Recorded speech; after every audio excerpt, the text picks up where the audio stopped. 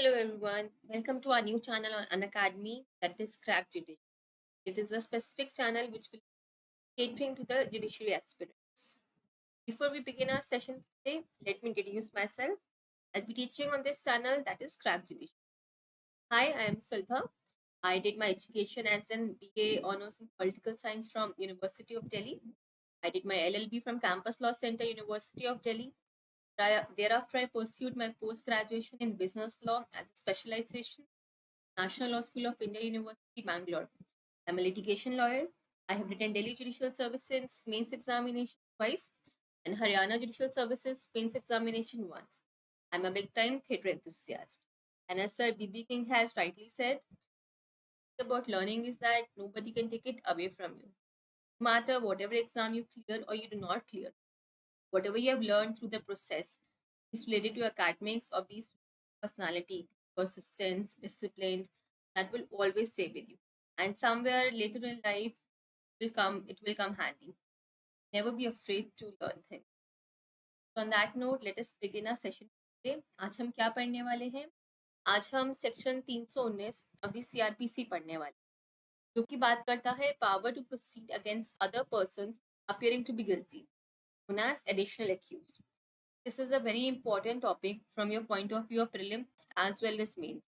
Mains में हरियाणा हो गया या फिर कोई भी पेपर हो गया, बहुत बार ये क्वेश्चन आता है और एज इट इज पूछ लेते हैं, शॉर्ट नोट में आ जाएगा, आपके लॉन्ग आंसर्स में आ जाएगा, एंड आता ही आता है, like most of the time ये क्वेश्चन पूछा जाता है.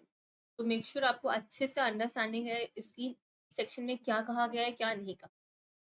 Late us proceed with this section. ये सेक्शन क्या बात करता है? सबसे पहले इस सेक्शन को, power to proceed against other persons appearing to be guilty of offence. Sub clause 1 क्या कहता है?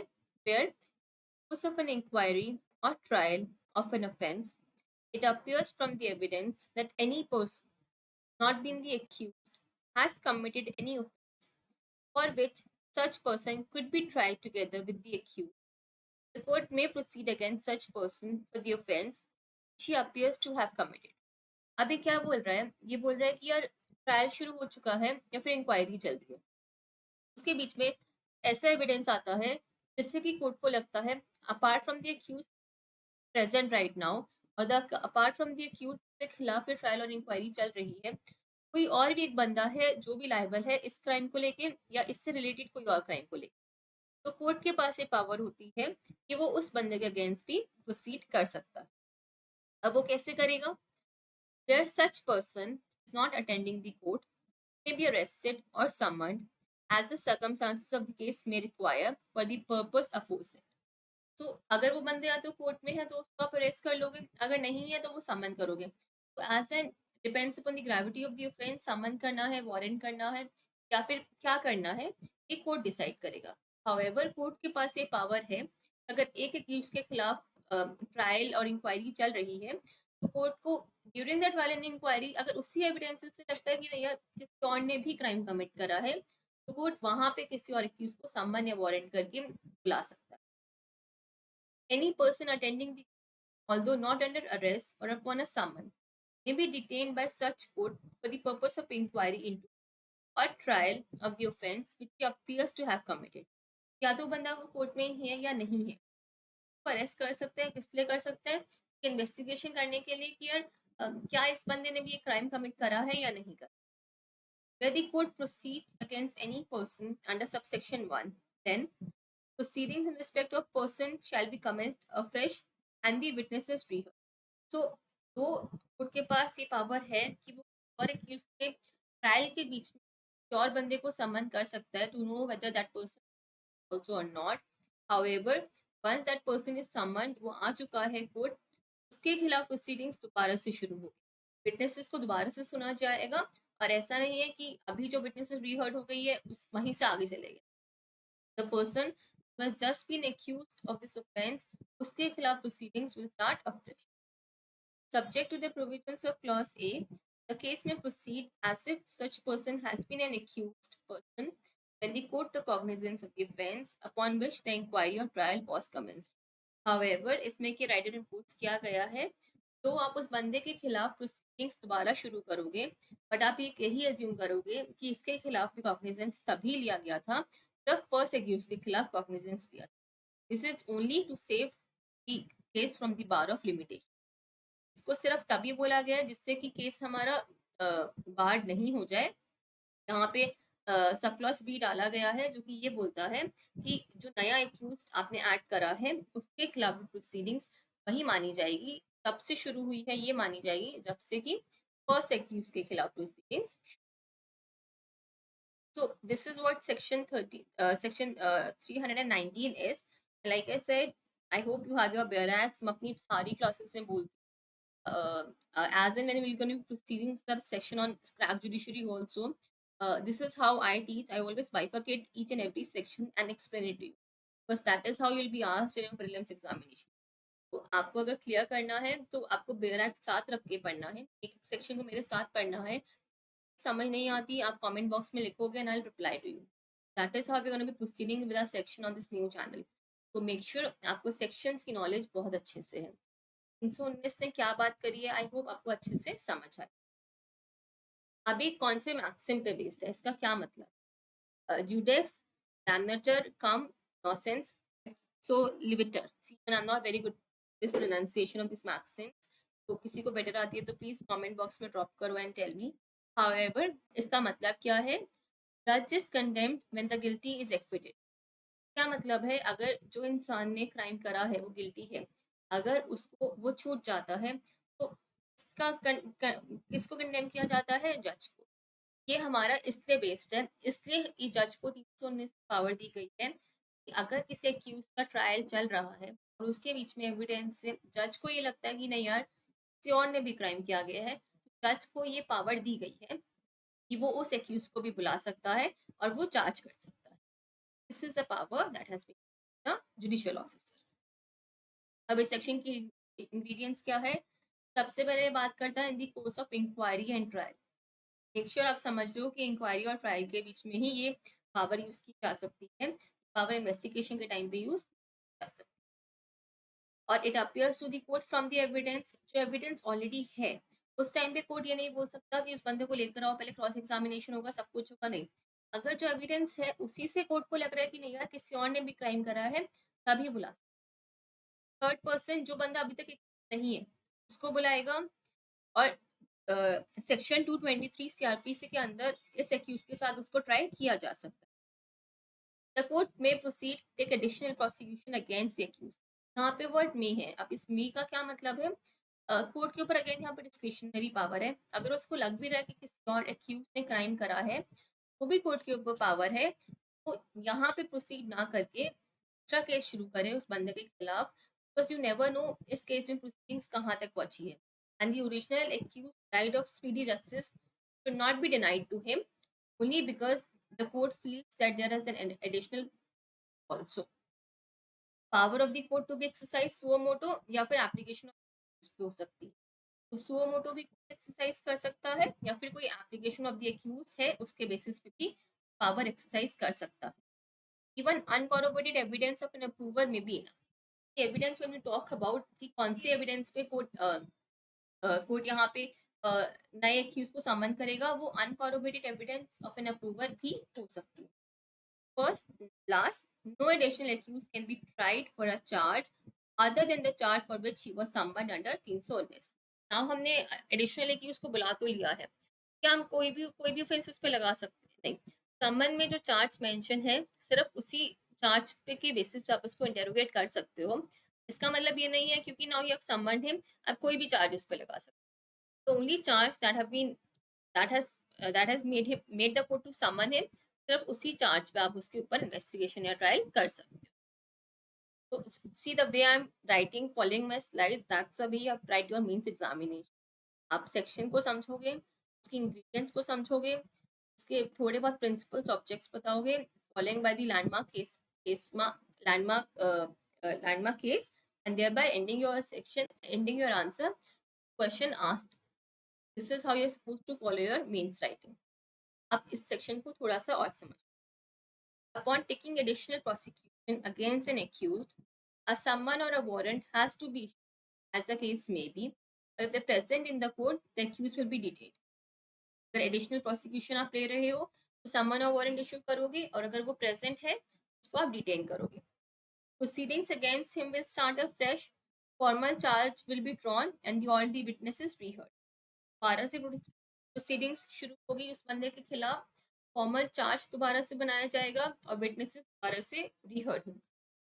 In order to avoid bar of limitation, the cognizance in his respect he deemed to have been taken on the day when the cognizance against the original accused has been taken.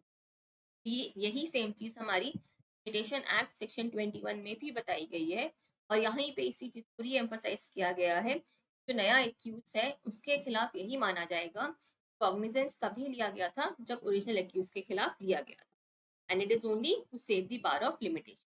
पहला क्या बोला है, समन और warrant issue होगा या फिर court gain करेंगे, तब प्रोसीडिंग्स दोबारा से शुरू होगी, रिफ्रेश होगी और विटनेसेस को रिहर्ड किया जाएगा. और लास्ट बोल रहा है कॉग्निजेंस तभी से माना जाएगा नए एक्यूज के खिलाफ सबसे पहले एक्यूज के खिलाफ लिया गया था.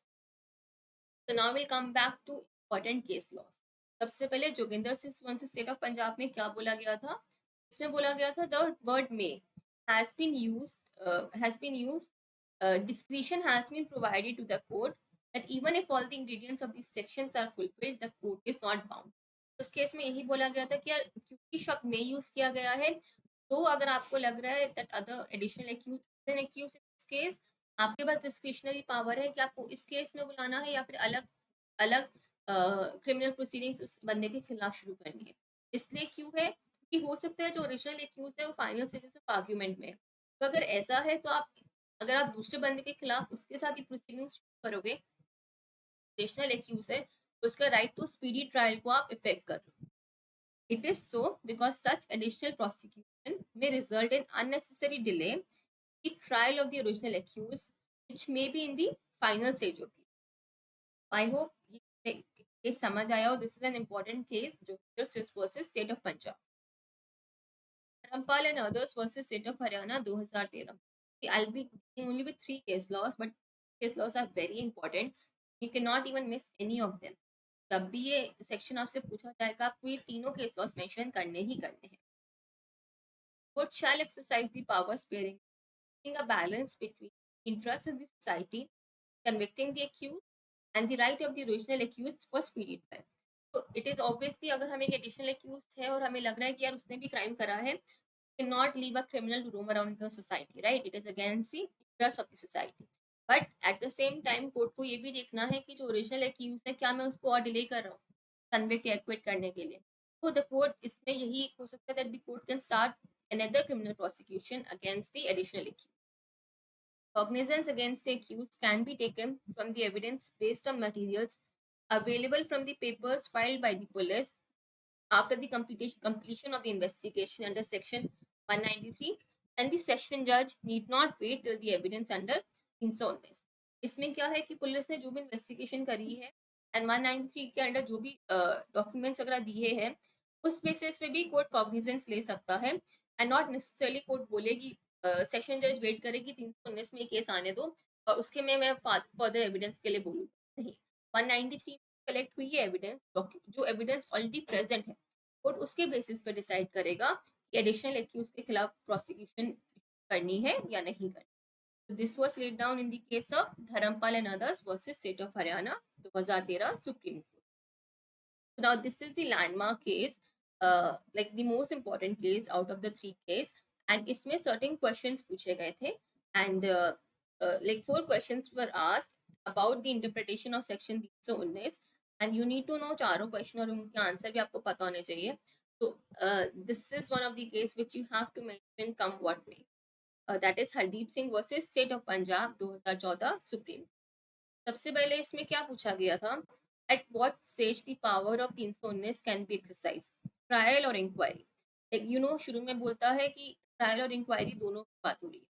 When we talk about inquiry यहाँ पे हम क्या बात कर रहे हैं, यहाँ पे हम प्री ट्रायल इंक्वायरी की बात कर रहे हैं जो शुरू में नहीं होती है, 200 की में होती है, 202 में होती है, हम यहाँ पे उसकी बात कर रहे हैं. तो जब हमारा जब हमारी प्रोसीडिंग्स या तो ट्रायल में है या प्री ट्रायल इंक्वायरी में है, दोनों केसेस में ही the power under section 319 can be exercised. This is what answers your first question. दोनों केस में आप एक्सरसाइज कर सकते हो पावर. सेकेंड क्वेश्चन क्या था?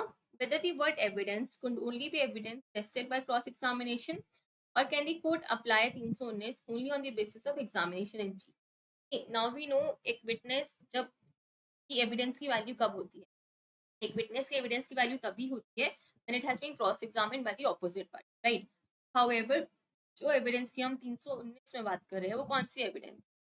कि see the witnesses has been cross examined but only with respect to the first accused.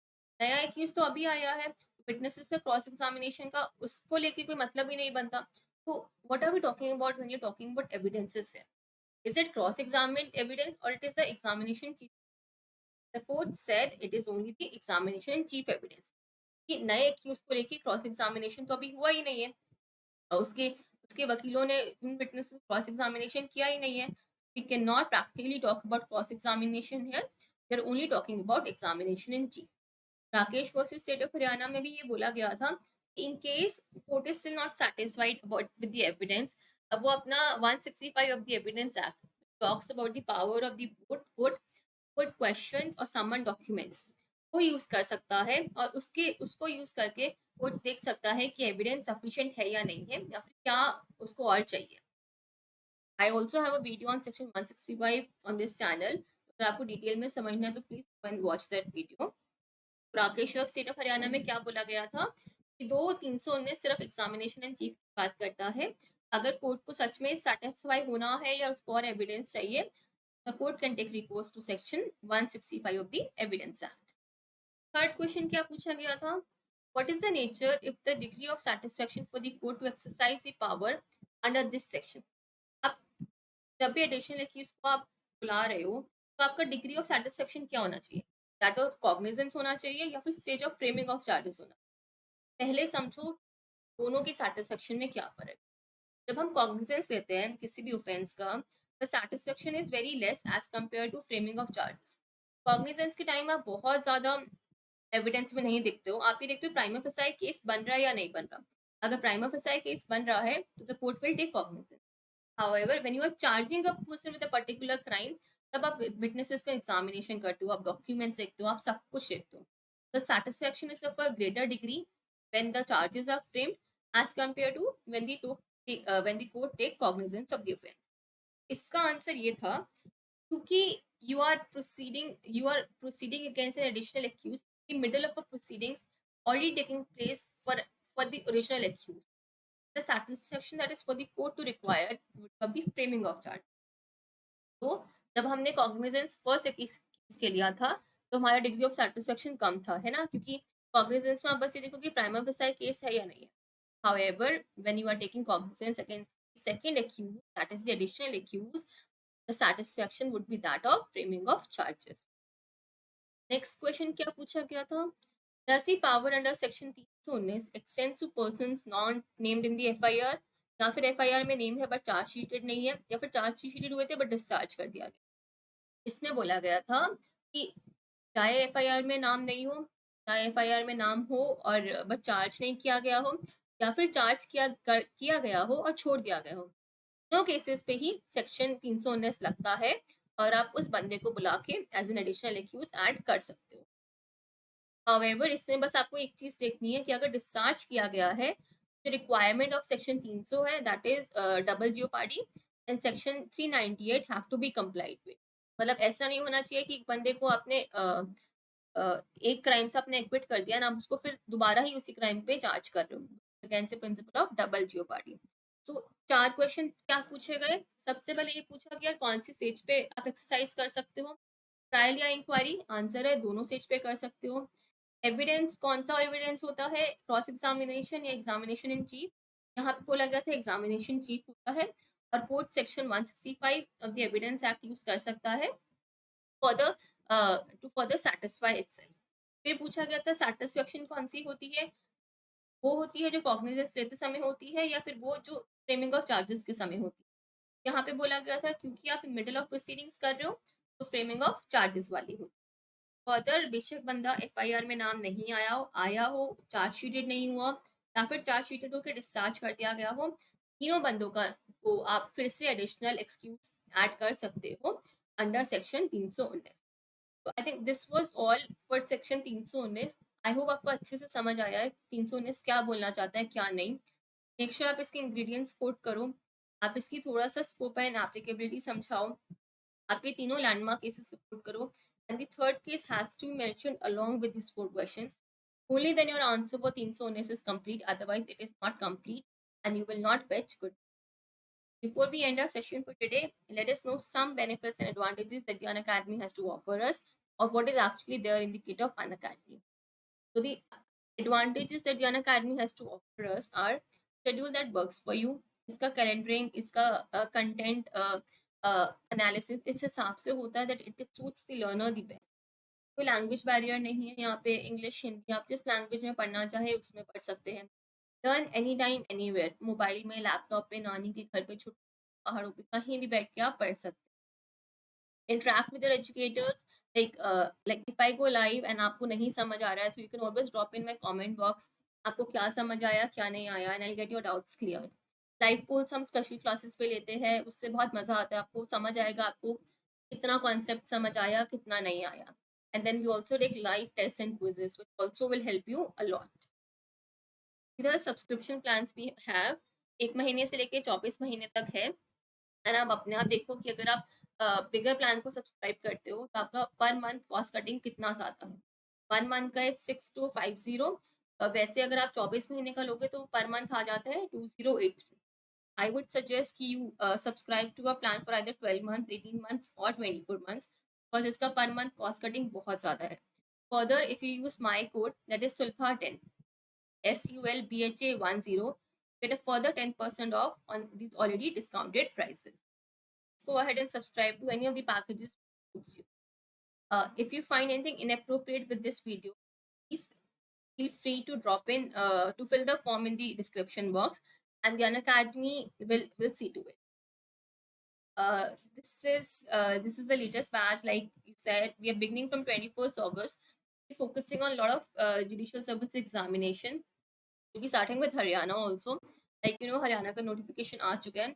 We'll start making you prepare for Haryana. Please subscribe to this channel, and join any of the subscription plans that suits you using my code, that is Sulbha10. This is also a batch that has already begun from 11th August, known as the Accelerators batch. It will be focusing on RJS and other judicial exams like JS, MP, Chhattisgarh. So if you are focused on Haryana, do join this batch. ये already शुरू हो चुका है 11 अगस्त से. We also have a mock test series going on right now, covering the major topics, that is IPC, CRPC, and evidence. आधे घंटे की है. So if you are somewhere in the middle of your preparation, make sure आप ये mock test series join करो to judge yourself कि where are you landing up right. So when you subscribe to the Unacademy app, you can avail yourself of the special features, special classes, and what is so special about these special classes are, पहला है interactive live classes. आपकी classes बहुत interactive होती है, आप participate कर सकते हैं, कमेंट बॉक्स में ड्रॉप कर सकते हैं आपको क्या पसंद आ रहा है क्या नहीं आ रहा। पोल्स होते हैं लर्नर के लिए, जिससे आपको समझ आता है आपको कितनी better understanding of a topic हुई है या नहीं हुई है। नेवर मिस अ क्लास, आपको नोटिफाइड मिलेगा अपकमिंग क्लासेस कब हो रही है कब नहीं हो रही है। रिकमेंडेशंस आपको बहुत ईजिली समझ आएगी। लेक्चर नोट्स आप डाउनलोड कर सकते हैं, आप रिकॉर्डेड सेशंस देख सकते हैं to revise your lessons. And like I said, any time anywhere, कहीं भी बैठ के आप देख सकते हैं, कोई भी डिवाइस पे देख सकते हैं। There is absolutely no restriction on it. This is another offer which is running right now. It's a bumper offer, now or never, and it comes with an expiry date. So अगर 12 महीने का लोगे तो 1 महीने का, 18 पे 2, 24 पे 4. So do subscribe to this offer. It might end soon. And if you use my code Sulfa10, to further 10% off मिलेगा on these prices as well. So that was for section 319 of CRPC. For more such interesting videos and such informative videos, please subscribe to our channel, that is Crack Judiciary on an Academy. Till then, please take care of yourself and have a good day. Thank you.